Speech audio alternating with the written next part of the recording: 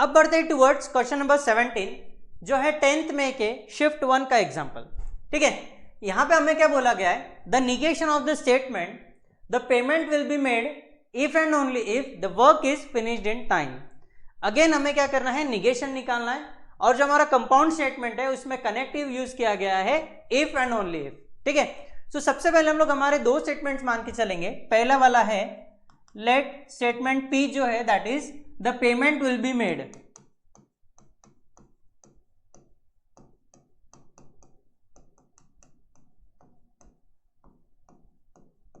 And statement Q क्या है हमारा, the work is finished in time.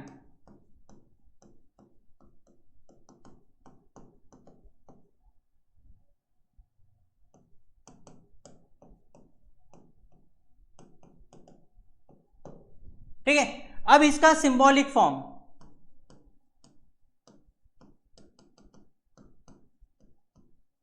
वो क्या हो गया हमारा P डबल इंप्लीकेशन Q। ये इसीलिए बिकॉज यहां पे हमें क्या बोला है, इफ एंड ओनली इफ बोला है। ठीक है, अब हमें क्या करना है, इसका निगेशन निकालना है। So negation of P double implication Q that is equal to P and not Q और Q एंड नॉट P। ये हो गया हमारा निगेशन। ठीक है, अब हम लोग इसका निगेशन निकालेंगे। पहले वाला P and not Q the payment will be made and the work is not finished in time. अब अगर हमारे चार ऑप्शन देखें तो यहाँ पे इन्होंने आइदर भी यूज किया है, तो हम लोग आइदर भी यूज कर सकते हैं, बट हम लोग नॉर्मली एक बार देख लेते हैं क्या आएगा।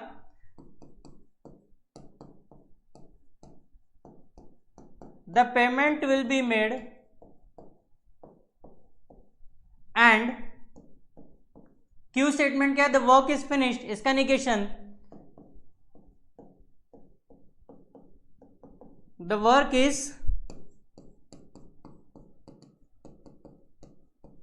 not finished in time। फिर उसके बाद में आ गया और Q statement the work is finished in time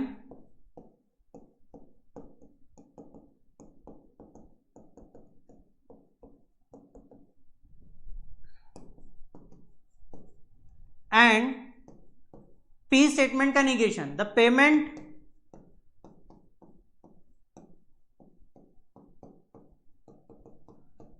will not be made. ठीक है, अब इसको हम लोग क्या करेंगे, हमारे चार ऑप्शन के साथ में कंपेयर करेंगे। पहले वाले में क्या बोला है, the work is finished in time and the payment is not made, ये नहीं हुआ तो ये हो गया हमारा कैंसिल। सेकेंड वाला the payment is made and the work is not finished in time, ये भी नहीं मैच हो रहा है। तीसरा the work is finished in time. ठीक है, पहले कौन सा इन्होंने ले लिया, Q स्टेटमेंट ले लिया, तो थर्ड ऑप्शन भी नहीं है, बचा fourth option, either the work is finished in time and the payment is made और the payment is made and the work is not finished in time.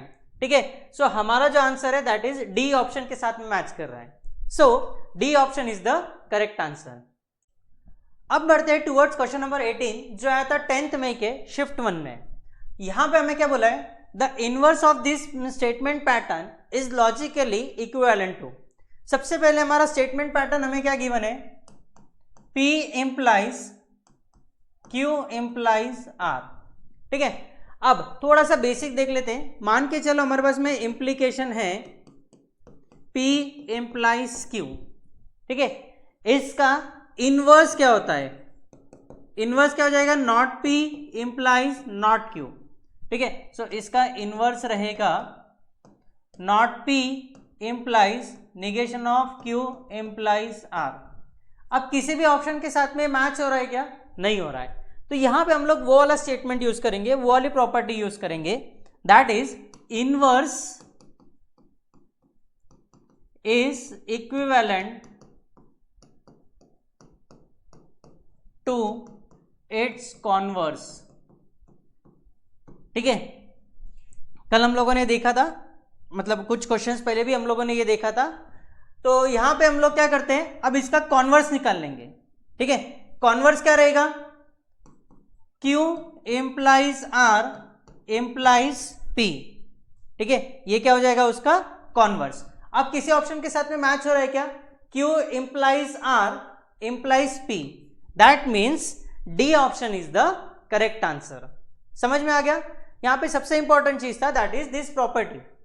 ठीक है, ये प्रॉपर्टी पहले हम लोगों ने इनवर्स निकाल के देख लिया. इनवर्स निकालने के बाद में किसी ऑप्शन के साथ में मैच नहीं हो रहा, तो फिर हम लोगों ने उसका दूसरा प्रॉपर्टी लगाया that is inverse is equivalent to its converse. तो फिर हम लोगों ने कॉन्वर्स निकाला एंड हमारा ऑप्शन डी के साथ में मैच हो गया. समझ में आ गया? सो यही था हमारा question number 18. Now let's start question number 19 जो आया था 10th मई के शिफ्ट सेकंड में. यहाँ पे हमें क्या बोला है, एक हमें स्टेटमेंट पैटर्न गिवन है और हमें ये बताना है कि वो किसके साथ में इक्विवेलेंट है. ठीक है, सो हमको इसको सॉल्व करना पड़ेगा यूजिंग लॉज ऑफ प्रपोजिशन. अगर लॉज ऑफ प्रपोजिशन याद है तो ये एग्जांपल इजीली सॉल्व हो जाएगा. ठीक है, सो सबसे पहले हमारा स्टेटमेंट पैटर्न हमें क्या गिवन है, P एंड Q और P और negation of Q and negation of P and negation of Q. ये हमारा स्टेटमेंट पैटर्न हो गया. सबसे पहले हम लोग क्या करेंगे ना, यहां पे हम लोग क्या लगाएंगे, डिस्ट्रीब्यूटिव लॉ लगाएंगे. कौन सा लॉ? Distributive law. सो ये क्या हो जाएगा हमारा P और negation of Q. फिर उसके बाद में आता है एंड Q और P और negation of Q. पहला हो गया हमारा डिस्ट्रीब्यूटिव लॉ. फिर उसके बाद में बचेगा as it is and negation of P and negation of Q. ये लग गया हमारा डिस्ट्रीब्यूटिव लॉ.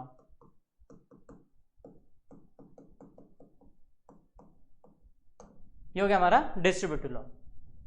फिर उसके बाद में यहां पे पहले इसमें हम लोग क्या करेंगे, ब्रैकेट्स इंटरचेंज कर देंगे. ठीक है, क्या करेंगे, ब्रैकेट्स इंटरचेंज करेंगे. सो ये क्या बन जाएगा हमारा P और negation of Q. एंड यहां पे भी हम लोग क्या करेंगे, पोजीशन इंटरचेंज कर देंगे बिकॉज क्या है, और ही है. तो ये हमारा बन जाएगा P और Q और negation of Q. बचेगा as it is negation of P and negation of Q. कौन सा लॉ लगा, ये brackets interchange, that means associative law.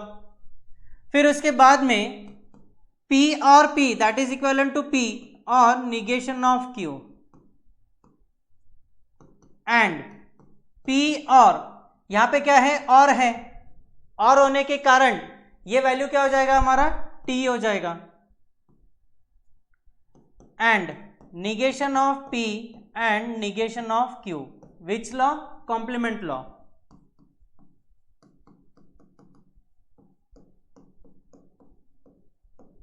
ठीक है, फिर उसके बाद में यहां पे क्या हो जाएगा, P और T, और होने के कारण यहां पे पहला फॉल्स ट्रू आ गया, तो ये क्या बन जाएगा हमारा, T बन जाएगा. सो ये हो जाएगा P और negation of Q and T and negation of P and negation of Q. Which law? Identity law. ये हो गया हमारा आइडेंटिटी लॉ. फिर उसके बाद में यहां पे अगेन फिर से आइडेंटिटी लॉ लगेगा, तो ये हो जाएगा P और negation of Q and negation of P and negation of Q. Which law? Identity law. ये हो गया आइडेंटिटी लॉ. अब यहां पे हमको क्या करना पड़ेगा, फिर से डिस्ट्रीब्यूटिव लॉ लगाना पड़ेगा. सो ये हो जाएगा हमारा P and negation of P and negation of Q. फिर उसके बाद में आएगा और, ये हो गया पहला ब्रैकेट. फिर उसके बाद में यहां से क्या बच गया, negation of Q and negation of P and negation of Q. ठीक है, यहां पे क्या लगा, डिस्ट्रीब्यूटिव लॉ.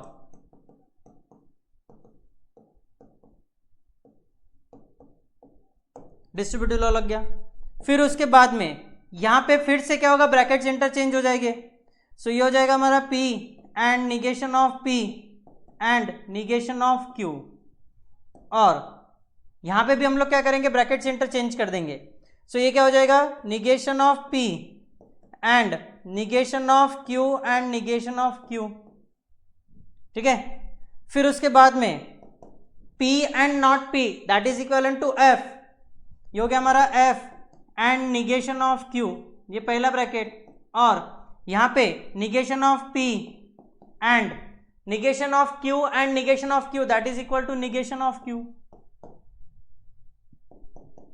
यहां पे क्या है, F एंड दिस ब्रैकेट है, एंड में अगर दोनों ट्रू रहे तो ही ट्रू आता है, तो यहां पे क्या आ जाएगा, कॉम्प्लीमेंट लॉ से यहां पे आ जाएगा F और negation of P and negation of Q। कौन सा लॉ लगा, कॉम्प्लीमेंट लॉ। कॉम्प्लीमेंट लॉ लगने के बाद में यहां पे लगेगा आइडेंटिटी लॉ, F और this bracket that will be equal to this bracket, so इसका वैल्यू क्या हो जाएगा, negation of P and negation of Q। क्या हो जाएगा, negation of P and negation of Q। अब देखो पहला ऑप्शन क्या है, P एंड Q नहीं मैच हो रहा है, P और नॉट Q नहीं मैच हो रहा है, P एंड नॉट Q नहीं मैच हो रहा है, and D option is not P and not Q, that means D option is the correct answer. समझ में आ गया।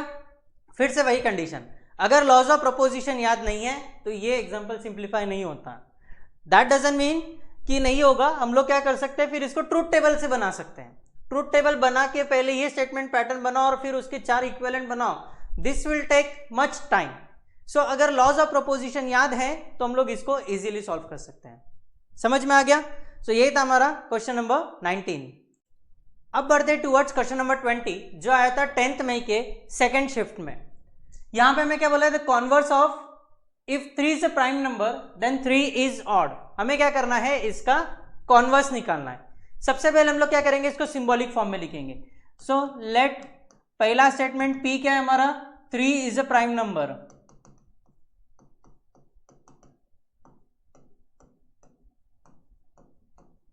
ठीक है, पहला स्टेटमेंट क्या हो गया, 3 is a prime number. Second statement क्या हो गया, 3 इज ऑड। तो इसका सिंबॉलिक फॉर्म क्या हो गया,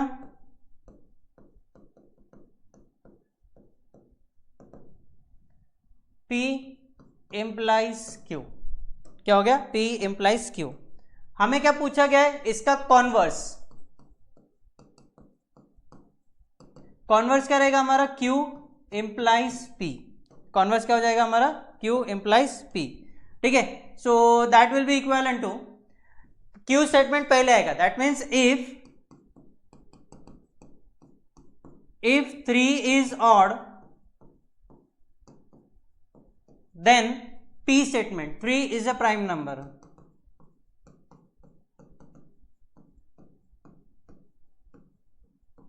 if 3 is odd then 3 is a prime number। अब हम लोग क्या करेंगे, इसको ऑप्शन के साथ में मैच करेंगे। पहला ऑप्शन क्या है, if 3 is odd then it is a prime number, that means option A is our correct answer। समझ में आ गया। सो यही था हमारा सिंपल सा question number 20। Now question number 21 जो आया था 10th मई के शिफ्ट 2 में। यहां पे हमें क्या बोला है, एक स्टेटमेंट पैटर्न दिया है और हमें बोला है कि उस स्टेटमेंट पैटर्न का ट्रूथ वैल्यू फॉल्स है। तो हमें क्या करना है, P Q R के ट्रूथ वैल्यूज निकालना है। सबसे पहले हमारा स्टेटमेंट पैटर्न हमें क्या गिवन है, P and negation of R implies negation of P और Q। ये हमें क्या गिवन है, फॉल्स है। अब यहां पे ये क्या हो गया, हमारा इंप्लीकेशन हो गया। इंप्लीकेशन का वैल्यू फॉल्स है, इसका मतलब ये हुआ कि जो हमारा पहला ब्रैकेट है वो हो गया हमारा ट्रू, दूसरा ब्रैकेट है वो हमारा हो गया फॉल्स। पहले ब्रैकेट का ट्रूथ वैल्यू क्या है, ट्रू, दूसरे का फॉल्स है। That means P and negation of Q, P and negation of R, ये क्या हो गया हमारा, ट्रू हो गया। ठीक है, ये ट्रू हो गया। तो यहां से हम लोग बोल सकते हैं कि ये ट्रू कब रहेगा, जब दोनों के दोनों ट्रू रहेंगे। दैट मीन्स P का ट्रूथ वैल्यू क्या रहेगा, कैपिटल T रहेगा, निगेशन ऑफ R का ट्रूथ वैल्यू भी क्या रहेगा, कैपिटल T रहेगा। ठीक है, यहां से हम लोग बोल सकते हैं कि R क्या हो गया हमारा, फॉल्स हो गया। फिर उसके बाद में सेकेंड ब्रैकेट क्या हमारा, निगेशन ऑफ P और Q, ये क्या हो गया हमारा, फॉल्स। ये फॉल्स कब रहेगा, जब ये दोनों भी फॉल्स रहेंगे। तो यहां से हम लोग बोल सकते हैं कि Q का ट्रूथ वैल्यू क्या रहेगा, फॉल्स रहेगा।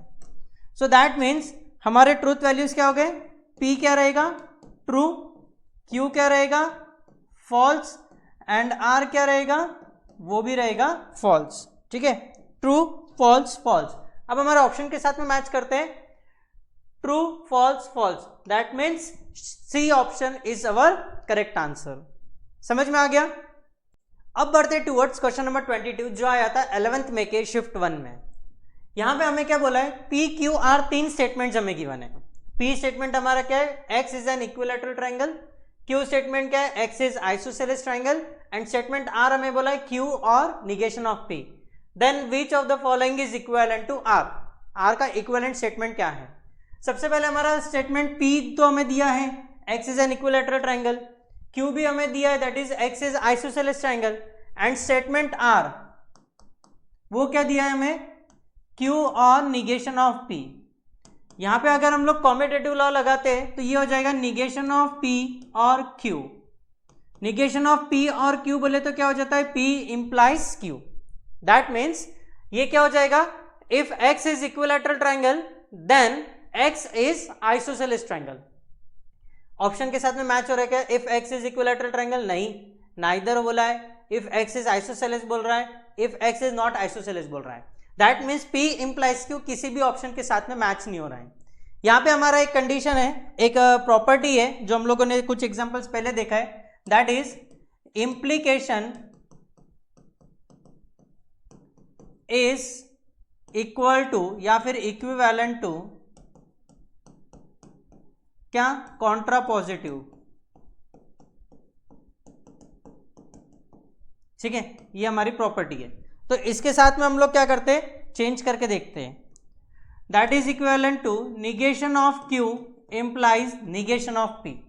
सो negation of Q, Q statement क्या है, if X is isosceles triangle, तो ये क्या हो जाएगा, if X is not isosceles, if X is not isosceles triangle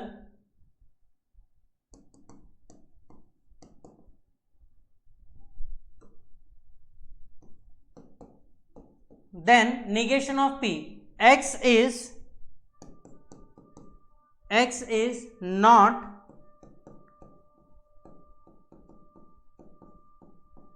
equilateral triangle। ठीक है, अब इसको देखते हैं किसी ऑप्शन के साथ में मैच हो रहा है क्या। अगर हम लोग डी ऑप्शन देखें, if x is not isosceles triangle then x is not equilateral triangle, that means D option is the correct answer। Clear.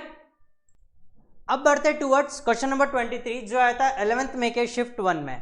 ठीक है, यहां पे हमें क्या बोला है, दो स्टेटमेंट्स दिए हैं। पहला स्टेटमेंट क्या है, अ मैन इज अ जज। सेकंड स्टेटमेंट क्या दिया है, ही इज ऑनेस्ट। देन हमें क्या करना है, इनवर्स निकालना है इसका, P इंप्लाइज Q का। ठीक है, P इंप्लाइज Q, इसका इनवर्स क्या होता है, negation of P implies negation of Q। That means पहले स्टेटमेंट का निगेशन, पहला स्टेटमेंट क्या है, अ मैन इज जज, इसका निगेशन क्या आएगा, if man is not a जज।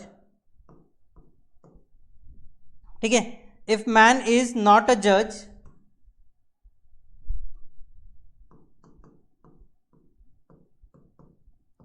Then negation of Q, he is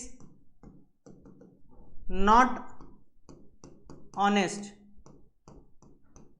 अब देखना ये किस ऑप्शन के साथ में मैच कर रहा है। If a man is not a जज then he is not honest, then option B is our correct answer. समझ में आ गया, बहुत ही सिंपल सा एग्जांपल था। तो बढ़ते towards next example. Let's start question number 24 जो 11th में के शिफ्ट 2 का क्वेश्चन है। ठीक है, यहां पे हमें इस क्वेश्चन में क्या बोला गया है, the contrapositive of the statement is. ठीक है, हमको क्या करना है, ये जो स्टेटमेंट पैटर्न है सबसे पहले हम लोग इसको सिंबॉलिक फॉर्म में लिखेंगे।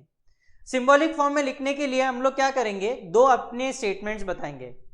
पहला स्टेटमेंट क्या है, two numbers are not equal, हम लोग इसको पॉजिटिव में लेंगे। पहला रहेगा लेट पहला statement, two numbers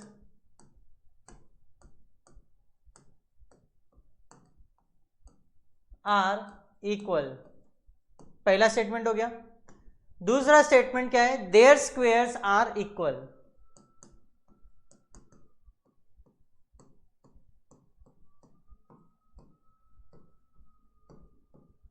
there squares are equal. अब जो हमारा गिवन स्टेटमेंट है उसका सिंबॉलिक फॉर्म लिखेंगे।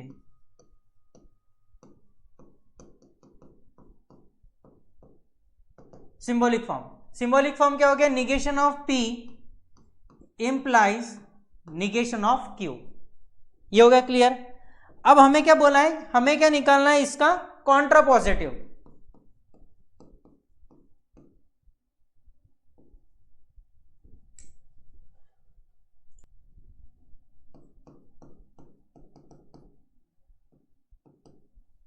कॉन्ट्रा पॉजिटिव क्या हो जाएगा, सेकेंड स्टेटमेंट का निगेशन,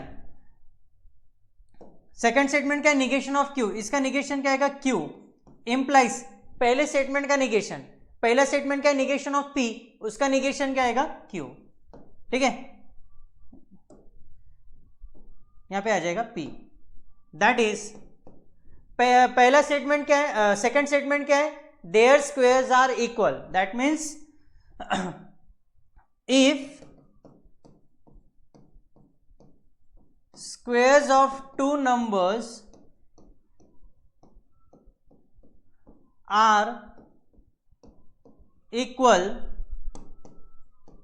then पहला स्टेटमेंट क्या है, टू नंबर्स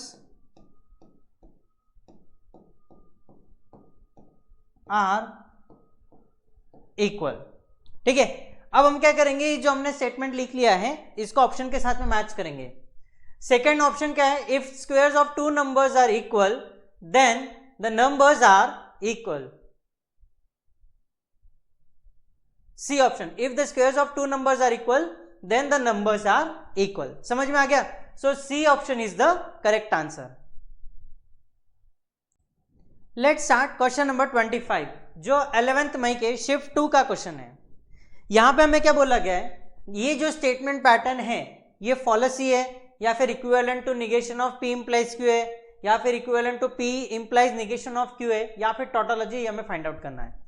इसके लिए हम लोग क्या करेंगे, जो हमारा स्टेटमेंट पैटर्न है उसको लॉज ऑफ प्रपोजिशन से सिंप्लीफाई करेंगे। अपना स्टेटमेंट पैटर्न क्या है, P implies Q implies negation of P implies Q implies Q। ठीक है, ये हमारा क्या हो गया, गिवन स्टेटमेंट पैटर्न हो गया। अब हमको मालूम है P इंप्लाइज Q। ठीक है, कंडीशनल लॉ क्या होता है, नॉट P और Q, ये हमको मालूम है। ठीक है, इस प्रॉपर्टी का यूज यहां पे हम लोग करेंगे। सो ये हो गया हमारा P इंप्लाइज Q इंप्लाइज, यहां पे क्या है, नॉट P इंप्लाइज Q है, तो यहां पे हम लोग इंप्लीकेशन लॉ लगाएंगे। सो पहले स्टेटमेंट का निगेशन सी हो जाएगा P, और second statement as it is implies Q।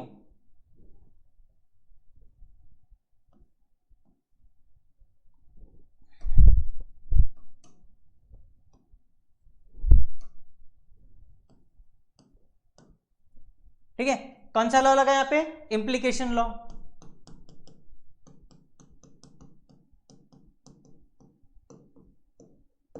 Okay, यहां पे भी पहला ब्रैकेट इंप्लाइज Q, तो यहां पे हम लोग क्या करेंगे, फिर से इंप्लीकेशन लॉ लगाएंगे। तो ये बन जाएगा हमारा P implies Q implies negation of P और Q। ठीक है, नॉट P और Q। ठीक है, यहां तक समझ में आ गया। फिर से कौन सा लॉ लगा यहां पे, implication law.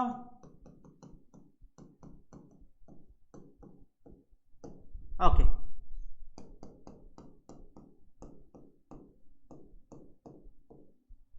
Negation of disjunction, that means ये क्या हो जाएगा हमारा, not P and not Q और Q। कौन सा लॉ लगा, निगेशन ऑफ डिसजंक्शन।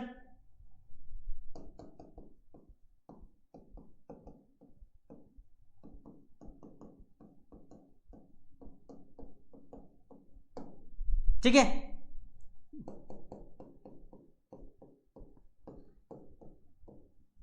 यहां पे हम लोग क्या करेंगे, डिस्ट्रीब्यूटिव लॉ लगाएंगे। तो ये क्या हो जाएगा हमारा, निगेशन ऑफ P और Q, फिर उसके बाद में आएगा एंड निगेशन ऑफ Q और Q। कौन सा लॉ लगा यहां पे, डिस्ट्रीब्यूटिव लॉ।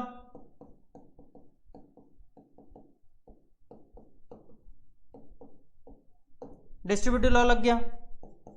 अब यहां पे P implies Q implies negation of P और क्यू, निगेशन ऑफ पी और क्यू बोले तो क्या हो गया, पी इंप्लाइज क्यू। सो यहां पे क्या हो गया, पी इंप्लाइज क्यू एंड यहां पे क्या हो गया, और है, ठीक है, नॉट क्यू और क्यू, तो कॉम्प्लीमेंट लॉ से यहां पे क्या आ जाएगा, टी आ जाएगा। यहां पे दो लॉज लगाए हम लोगों ने, implication law and complement law.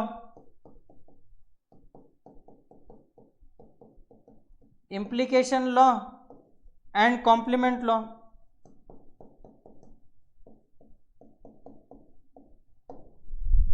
फिर उसके बाद में ये हो गया P इंप्लाइज Q इंप्लाइज पहला ब्रैकेट एंड T, तो ये हो गया हमारा P इंप्लाइज Q। कौन सा लॉ लगा, identity law.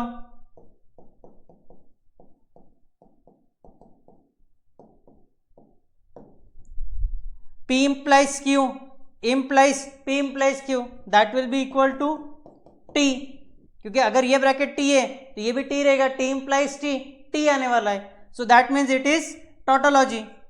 tautology means D option is the correct answer. समझ में आ गया, बड़ा ही सिंपल सा क्वेश्चन था, सिर्फ यहां पे इंपॉर्टेंट था, that is laws of proposition. ठीक है, अब बढ़ते टुवर्ड्स क्वेश्चन नंबर 26 जो कि 15 मई का शिफ्ट 1 का क्वेश्चन है। यहां पे हमें बोला गया है the contrapositive of the statement. ठीक है, स्टेटमेंट क्या है हमारा, if two numbers are equal then their squares are equal. हमें क्या करना है, इसका कॉन्ट्रापोजिटिव निकालना है। सबसे पहले हम लोग क्या करेंगे, यहां पे हमारे दो स्टेटमेंट्स लिखेंगे। लेट पहला स्टेटमेंट क्या है, two numbers are equal.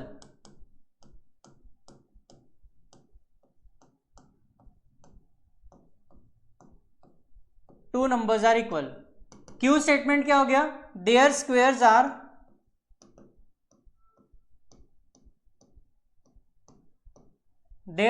Are equal. ठीक है, अब हम क्या करेंगे, इसका सिंबॉलिक फॉर्म लिखेंगे।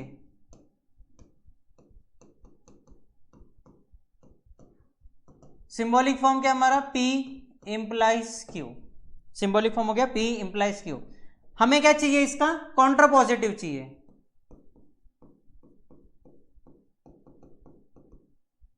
कॉन्ट्रापोजिटिव क्या रहेगा इसका, negation of Q implies negation of P। ये हो गया हमारा कॉन्ट्रापोजिटिव, दैट इज पहले स्टेटमेंट का निगेशन, दूसरे स्टेटमेंट का निगेशन। दूसरा स्टेटमेंट क्या है, their squares are equal, that means if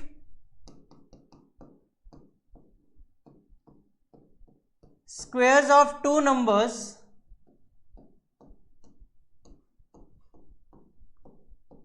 are not equal. क्यों, बिकॉज हमको क्या लेना है, निगेशन लेना है।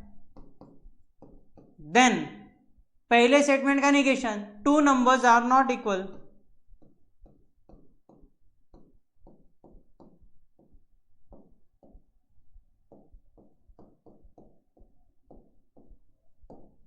अब क्या करेंगे हम लोग, इसको ऑप्शन के साथ में मैच करेंगे। If the squares of two numbers are not equal then their two numbers are not equal. So पहला ऑप्शन क्या है, if the squares of two numbers are equal बोला है, तो ये पहला ऑप्शन कट गया। If the squares of two numbers are not equal then the numbers are equal, second option भी कट गया, क्योंकि हमको दोनों का निगेशन चाहिए। If the squares of two numbers are not equal then the numbers are not equal, that means C option. C option match कर रहा है, so C option is the correct answer. ठीक है, लेट्स स्टार्ट क्वेश्चन नंबर 27 जो है 15 मई का again shift 1 का question है। यहां पे हमें क्या बोला है कि P इंप्लाइज Q और R, ये क्या है हमारा, फॉल्स है, ये हमारा फॉल्स है। तो हमें क्या करना है, P Q R के ट्रुथ वैल्यूज निकालना है। अब ये क्या हो गया हमारा, इंप्लीकेशन कंडीशनल स्टेटमेंट हो गया। P इंप्लाइज Q या F कब रहेगा, जब पहला जो है पहला स्टेटमेंट ट्रू रहेगा, दूसरा स्टेटमेंट फॉल्स रहेगा, तभी जाके हमको फॉल्स मिलेगा, है ना। तो यहां से हम लोग क्या बोल सकते हैं, P का ट्रूथ वैल्यू क्या हो गया, T। ये वाला जो ब्रैकेट है Q और R, ये क्या हो गया हमारा, F हो गया। ठीक है, P का तो वैल्यू हमको मिल गया। अब यहां पे क्या है, और मीन्स डिसजंक्शन, अगर दोनों फॉल्स रहे तो ही हमको फॉल्स मिलेगा, है ना। तो यहां से हम लोग बोल सकते हैं कि Q का वैल्यू भी रहेगा फॉल्स एंड R का वैल्यू भी रहेगा फॉल्स। तो हमारे पी क्यू आर के ट्रूथ वैल्यूज आ गए टी एफ एंड एफ। सो अब ऑप्शन के साथ में मैच करते T F F, that means D option is the correct answer. समझ में आ गया? काफी सिंपल सा था क्वेश्चन नंबर 27। अब बढ़ते टुवर्ड्स क्वेश्चन नंबर 28 जो कि 5th मई के सेकंड शिफ्ट का क्वेश्चन है। यहां पे हमें एक स्टेटमेंट पैटर्न गिवन है P implies Q। इसका हमें सबसे पहले क्या निकालना है? इनवर्स। इनवर्स निकालने के बाद में हम लोग क्या निकालेंगे? उसका कॉन्ट्रापॉजिटिव। अब ये हो गया। अब इसका हमें क्या निकालना है? इनवर्स। इनवर्स क्या होता है? पहले स्टेटमेंट का negation, negation of P implies दूसरे का negation, negation of P implies Q। ये क्लियर हो गया। फिर उसके बाद में इनवर्स निकालने के बाद में हमें निकालना है इसका कॉन्ट्रापॉजिटिव।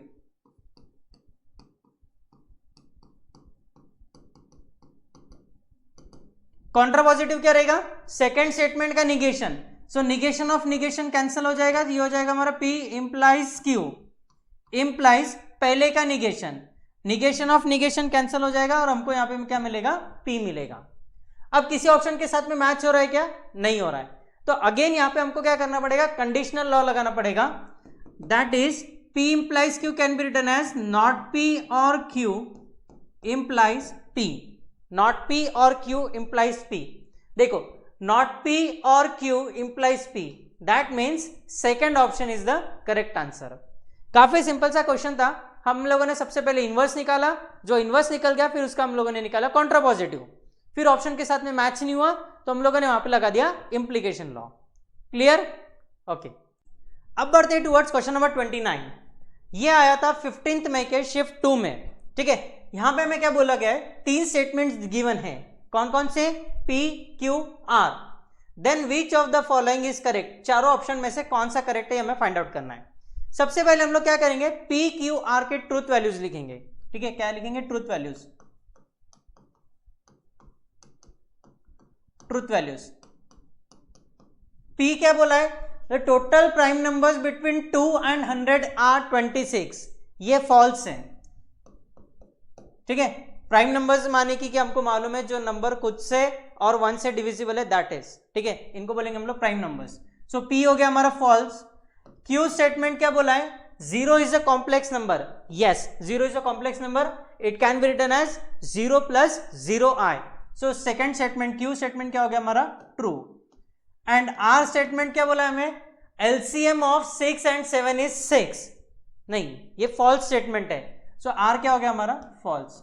यहां से हमें P का ट्रूथ वैल्यू मिल गया, Q का ट्रूथ वैल्यू मिल गया, R का ट्रूथ वैल्यू मिल गया। अब हम लोग क्या करेंगे? एक एक ऑप्शन को सॉल्व करेंगे। पहला ऑप्शन क्या बोलता है हमारा? P and Q implies R। यहां पे हम लोग ट्रूथ वैल्यूज पुट करेंगे। P क्या है हमारा? फॉल्स एंड Q क्या है? True. implies R means false. ठीक है, अब F and T that will be equal to F implies F that will be equal to T। लेकिन हमें ऑप्शन में क्या बोला है कि ये क्या है? फॉल्स है। हमारा क्या आ रहा? ट्रू। दैट मीन्स पहला ऑप्शन गलत हो गया। बढ़ते toward second option. Second option क्या है हमारा? P implies Q implies R। P क्या है हमारा? फॉल्स। Q क्या है हमारा? ट्रू। और R क्या है हमारा? False. F implies T, that will be equal to T, and T implies F, that will be equal to F। यहां पे हमें क्या बोला है? P implies Q implies R has the truth value T। नहीं, हमारा फॉल्स आ रहा, तो सेकंड ऑप्शन भी क्या हो गया? गलत हो गया। C option. C ऑप्शन क्या है? P और Q double implication R। Truth values put करेंगे। P क्या है हमारा? फॉल्स और Q क्या है हमारा? ट्रू। डबल इंप्लीकेशन R क्या है हमारा? फॉल्स। F और T that will be equal to T and T double implication F। Double implication का कंडीशन क्या है कि अगर दोनों ट्रूथ वैल्यू सेम है तो ही ट्रू आएगा, नहीं तो क्या आएगा? फॉल्स आएगा। तो ये क्या हो गया हमारा? फॉल्स। यहां पे क्या बोला है? P और Q double implication R has truth value false, yes correct है ना। So that means C option is the correct answer. But एक बार हम लोग क्या करेंगे, डी को भी वेरीफाई करके देख लेंगे। डी क्या है हमारा, P implies Q implies P, ठीक है। यहां पे ट्रूथ वैल्यूज पुट करेंगे। P क्या है हमारा, F implies Q, Q क्या है हमारा, T implies T implies F, ठीक है। अब F implies T, that will be equal to T implies T implies F, that means F, and T implies F means कितना होता है, F, that means D option क्या आ गया हमारा, false आ गया। यहाँ पे क्या लिखा है, ट्रू, सो ये ऑप्शन भी गलत है, ठीक है। So C option is the correct answer. अब बढ़ते टूवर्ड्स क्वेश्चन नंबर 30 जो आया था 16 मई के शिफ्ट 1 में। यहां पे हमें क्या बोला है, the proposition is equivalent to, हमें स्टेटमेंट पैटर्न क्या गिवन है, निगेशन ऑफ P और P and not Q, this is equivalent to. सबसे पहले हम लोग क्या करेंगे, यहां पे डिस्ट्रीब्यूटिव लॉ लगाएंगे, तो ये क्या हो जाएगा हमारा, नॉट P और P, फिर उसके बाद में एंड नॉट P और नॉट Q। कौन सा लॉ लगा यहां पे, distributive law,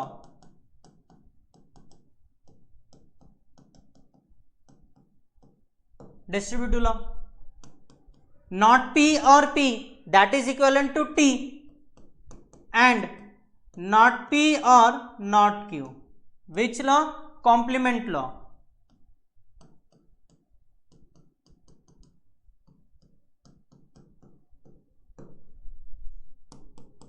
T and this bracket, तो ये क्या हो जाएगा हमारा, not P और not Q, which law, identity law। अब देखो ऑप्शन के साथ में मैच कर रहा है क्या, नॉट P और नॉट Q कहीं नहीं आ रहा है, यहां पे दो ऑप्शन हमारे किसमें, इंप्लीकेशन में। सो P implies Q, that is equivalent to negation of P or Q, so this can be written as P implies negation of Q, P implies negation of Q, that means C option is the correct answer। ये कौन सा law था हमारा, implication law, ठीक है। सो हमारा right answer क्या आ गया, P implies negation of Q, ठीक है। अब बढ़ते टूवर्ड्स क्वेश्चन नंबर 31 जो कि 16 मई के शिफ्ट 1 का क्वेश्चन है। यहां पे हमें क्या बोला है, let capital S be a non empty subset of R, consider the following statement. हमें स्टेटमेंट P क्या गिवन है, there is a rational number x belongs to capital S such that x greater than 0। तो ये हो गया हमारा क्या, quantifier वाला स्टेटमेंट। हमें क्या करना है, इसका निगेशन निकालना है, ठीक है। सो निगेशन क्या आएगा, देयर इज मीन्स कौन सा हो गया, एग्जिस्टेंशियल क्वांटिफायर। एग्जिस्टेंशियल क्वांटिफायर किस में कन्वर्ट होगा, यूनिवर्सल क्वांटिफायर में। तो हम लोग यहां पे क्या लिखेंगे, देयर इज की जगह पे every rational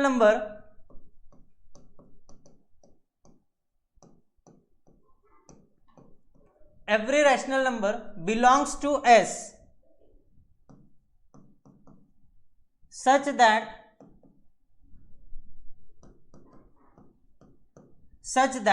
x greater than 0। तो इसका निगेशन लेंगे, x greater than equal to, greater than का अपोजिट क्या आएगा, लेस देन इक्वल टू 0, ठीक है।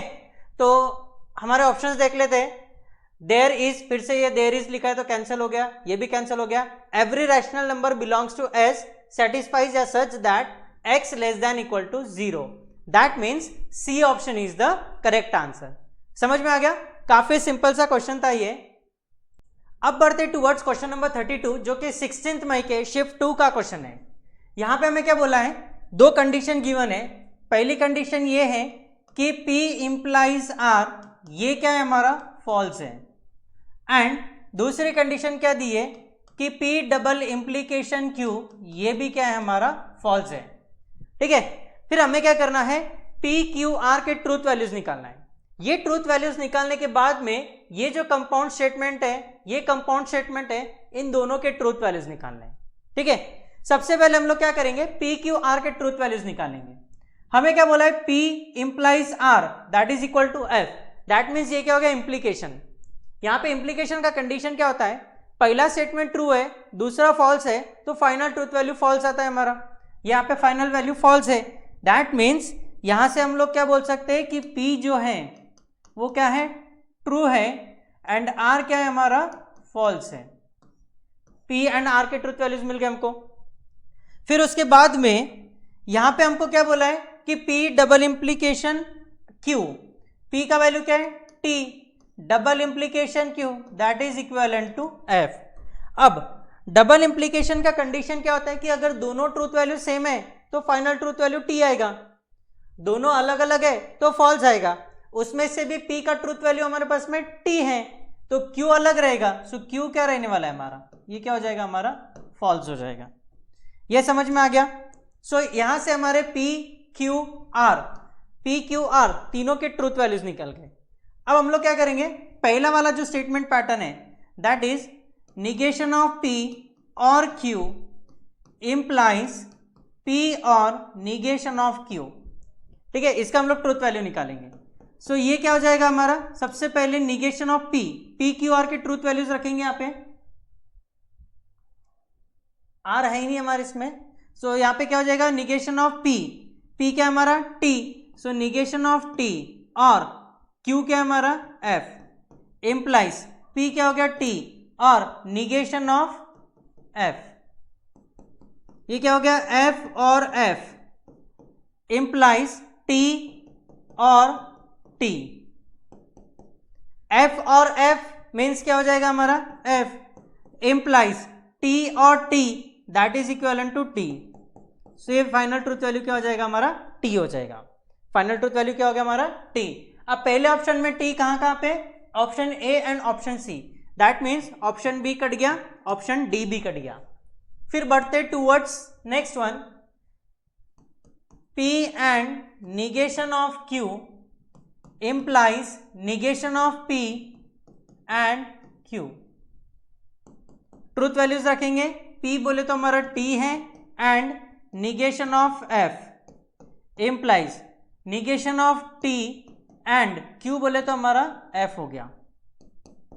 सो ये क्या हो जाएगा, T and T implies F and F। And का कंडीशन क्या है कि अगर दोनों ट्रू है तो ही ट्रू आएगा, सो ये क्या बन गया हमारा, T इंप्लाइज एंड का कंडीशन दोनों ट्रू है तो ही ट्रू आएगा, यहाँ पे दोनों फॉल्स है तो यहाँ पे क्या आ जाएगा हमारा false. T implies F that is equivalent to F।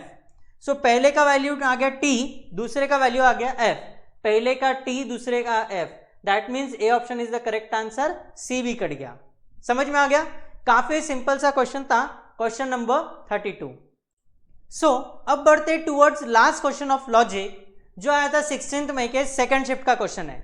यहां पे हमें एक स्टेटमेंट गिवन है, negation of P double implication negation of Q is, और ये हमारे 4 ऑप्शन गिवन है।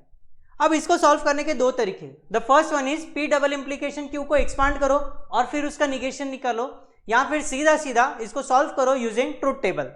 तो हम लोग क्या करेंगे, इसको सॉल्व करेंगे यूजिंग ट्रूथ टेबल। अब यहां पे हमें कौन कौन से कॉलम्स लगने वाले ये देख लेते हैं। सबसे पहले हमें P लगेगा, Q लगेगा, निगेशन ऑफ P भी है, निगेशन ऑफ Q है और इधर निगेशन ऑफ P है। ठीक है, ये क्लियर हो गया। तो हम लोग के पहले 4 कॉलम कौन से हो गए, एक हो गया P, दूसरा हो गया Q, negation of P, negation of Q। ठीक है, उसके बाद में हमारा ये क्या है, P double implication negation of Q, फिर उसके बाद में इसका निगेशन,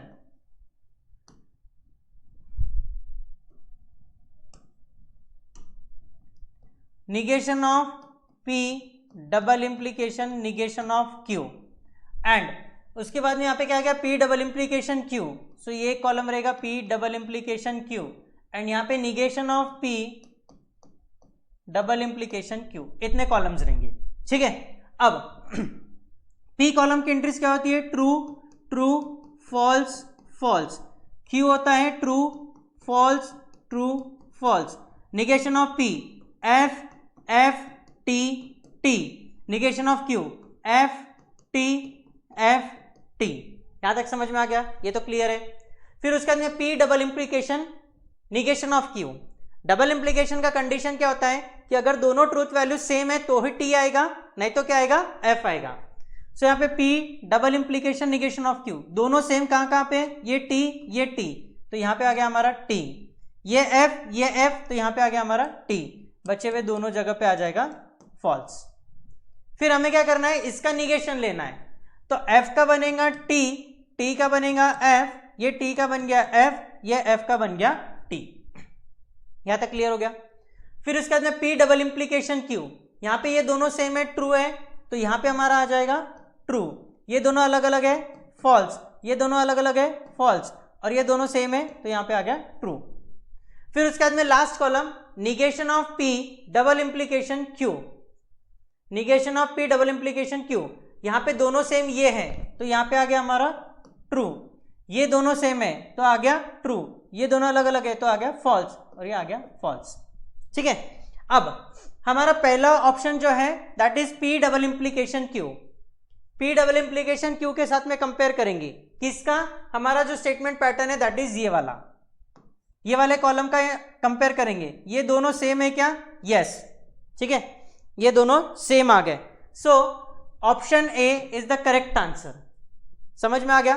फिर भी हम लोग बाकी ऑप्शन वेरीफाई कर लेते हैं। यहां पे क्या बोला है, ये फॉलसी है, फॉलसी कब रहेगा, जब ये कॉलम के सारे एंट्रीज फॉल्स है, सारे एंट्रीज फॉल्स है क्या, नहीं, तो बी ऑप्शन हमारा कट गया। फिर टोटोलॉजी, ये सारे ट्रू है क्या, नहीं, तो ये भी कट गया। फिर उसके बाद में negation of P double implication Q, negation of P double implication Q, इसके साथ में कंपेयर करेंगे, तो ये है टी, ये है एफ, दोनों मैच हो रहे क्या, नहीं, दोनों मैच हो रहे क्या, नहीं। So first option is a correct answer, समझ में आ गया। सो यही था हमारा chapter number 1 that is mathematical logic.